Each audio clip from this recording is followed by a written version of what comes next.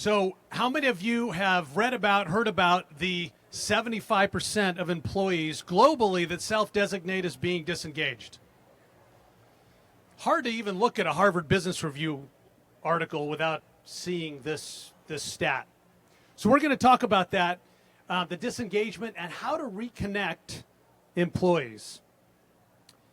My name is David Satterwhite. I am the CEO of Chronus, which we'll talk a little bit about more. I have been providing solutions to customers from a software perspective for over 30 years to solve big problems.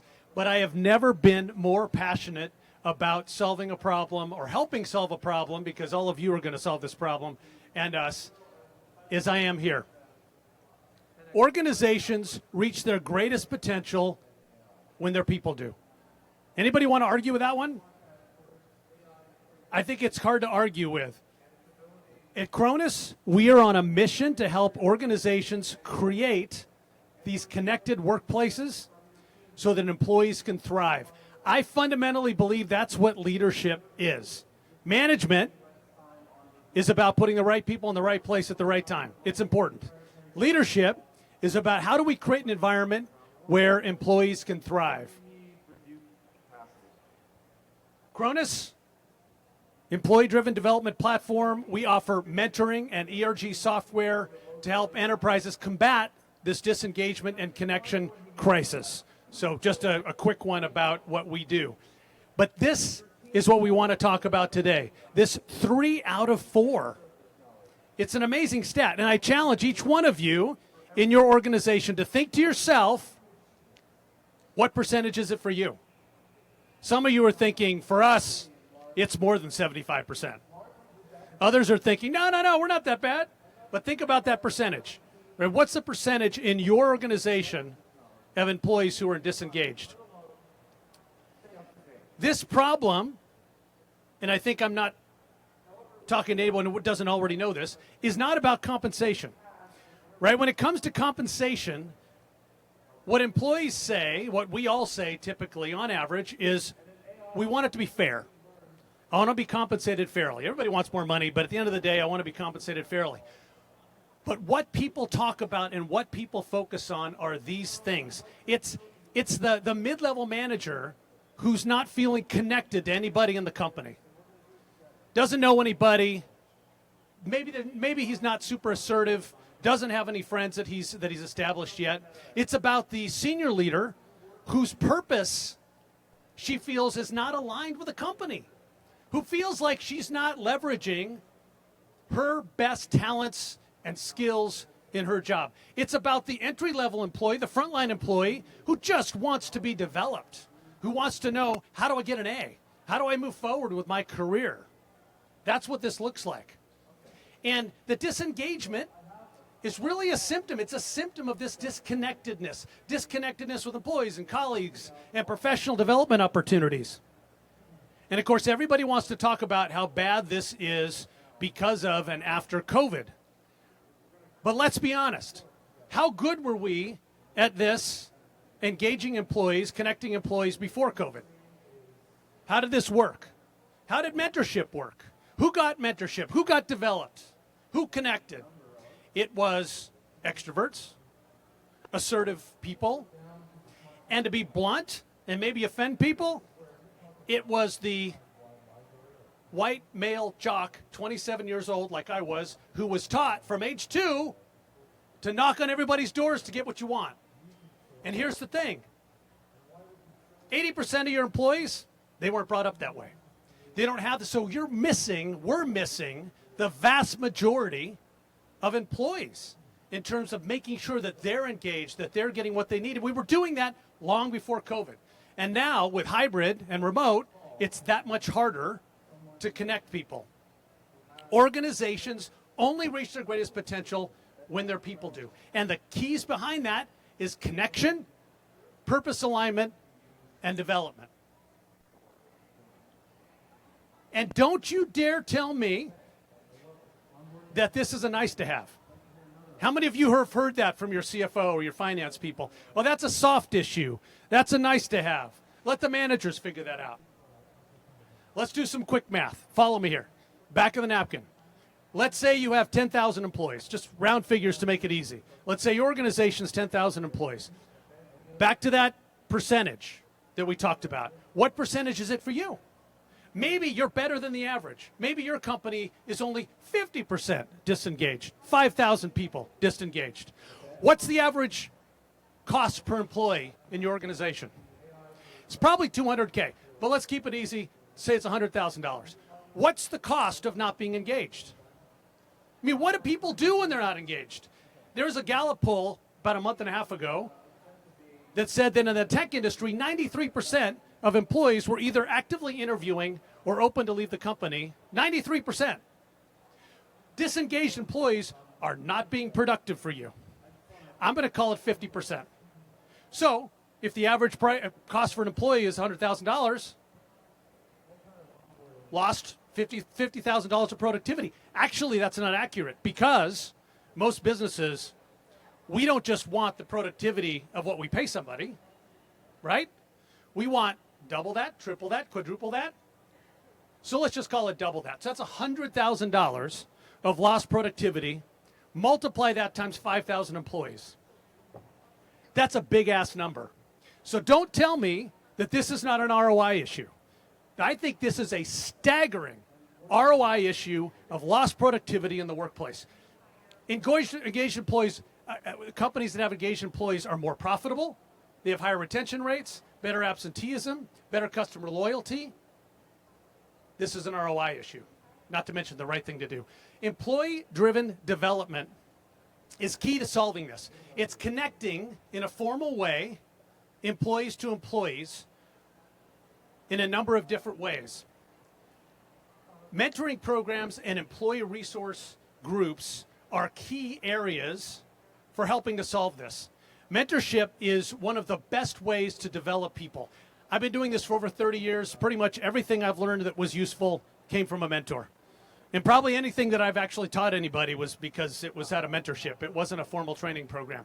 Mentorship is one of the key ways that we develop people. And back to what we talked about before, how do we do that consistently, at scale, and securely? This is HR information, guys. If you run around with a spreadsheet, think about it. Employee resource groups can be called lots of things. Some companies call them business resource groups. Some call them affinity groups, whatever. It's a way to formally get groups of people together around a shared trait or a shared interest. We have an interest group in our company around parents. We have an ERG in our company around books that people like to read. We also have one for the female community in our company.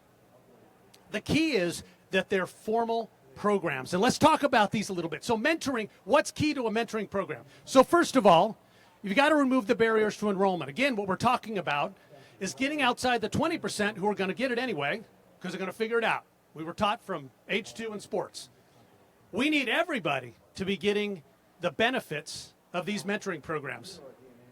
So we need to make sure we're communicating it effectively. We need to ensure there's a great match. This is super important, right? You need to make sure that the mentees have profiles that they're thinking about, that they're looking for, and that your mentors, that those profiles are clear and that we're matching those. I was talking to a really nice woman the other night who was doing this for a reasonably sized company by herself with a spreadsheet. It's an incredibly hard problem to solve, and again, at scale, securely. Making sure the match is effective is really important. Training your participants. Mentorship can be intimidating at either side of the equation, right?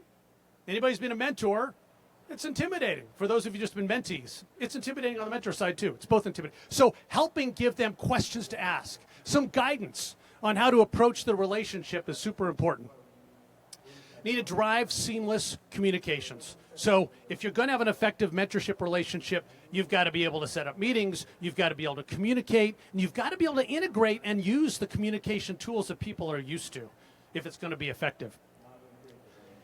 And then track and measure the results, right? We all know this. If you don't track it, if you don't measure it, it often doesn't get done. So making sure you're tracking it and measuring it.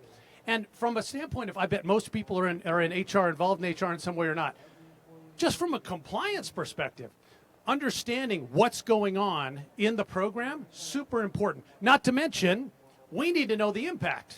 Back to that CFO that needs to provide funding. What's the impact of what you're doing in the program? That helps you tell your story.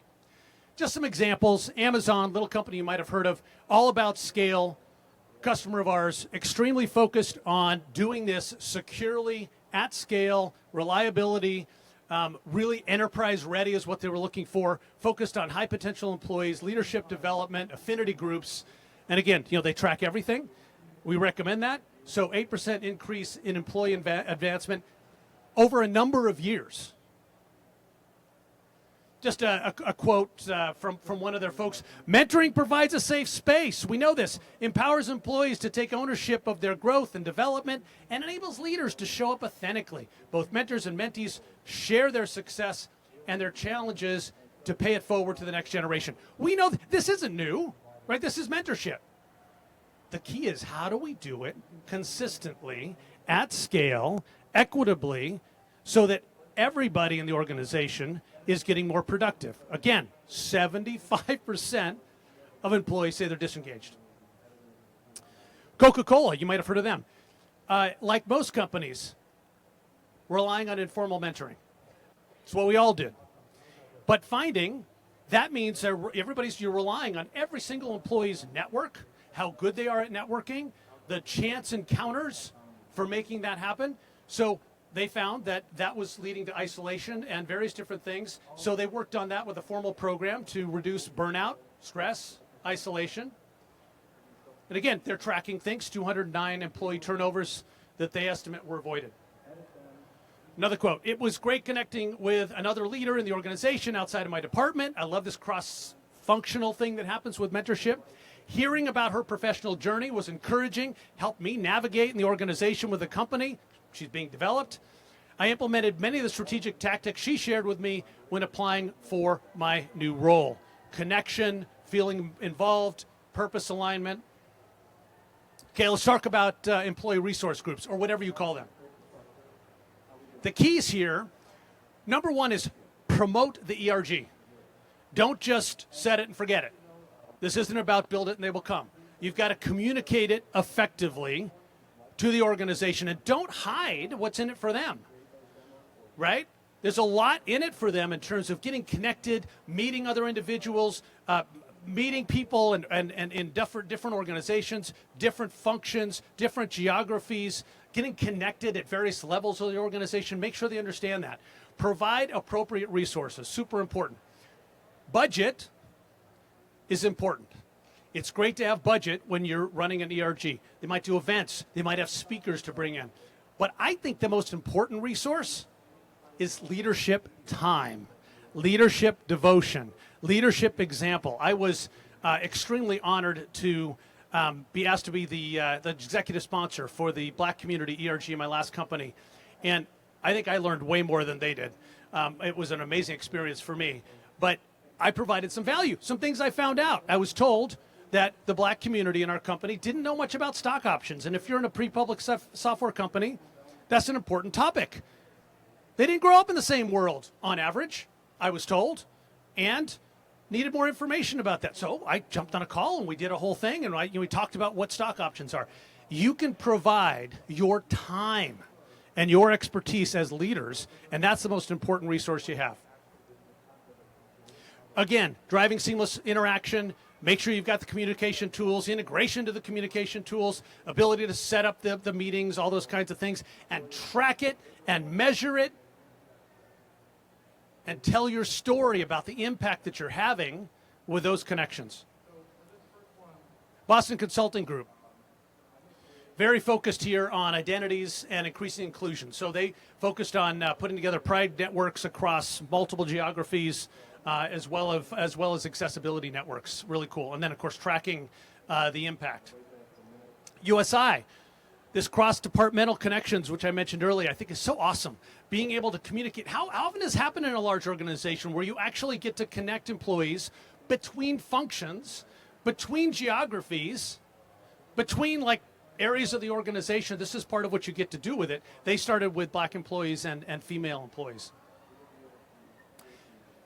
So Chronus, we provide an employee-driven development platform that provides mentoring and ERG software to help solve this crisis. I'm going to show you a little bit about how the product, just briefly, a little on how the product works, just gives you a sense for being able to message people, communicate. You can set meetings. All this integrates with your calendar and Slack and the different things that you might use as you go through and manage this process. And remember, from an HR perspective, you get to track all of this. You get to understand, is it happening? Is it not happening? Not a set it and forget it. You get to see what's going on, understand how it's working, look at the impact, and tell your story. Some of the things, there's lots of information that you can have. There's all kinds of content that you can provide. Lots of different things in the solution that allows for you to set up effective mentoring and programs and ERG groups. Organizations only reach the greatest potential when their people do. It's not that, or it's kind of early for people to shout back. I get it. So I personally have believed this mission statement for probably 20 years, as long as I've been in leadership. Our job is to set up an environment where employees can thrive. How are you doing that? How are you doing that as a leader? How are you doing that as an HR professional? Because this crisis is not going away. And it is not just the right thing to do to make it a place where people thrive. It's the profitable thing to do to make people be able to thrive. I hope you're half as passionate about this problem as I am. Let's go solve it together.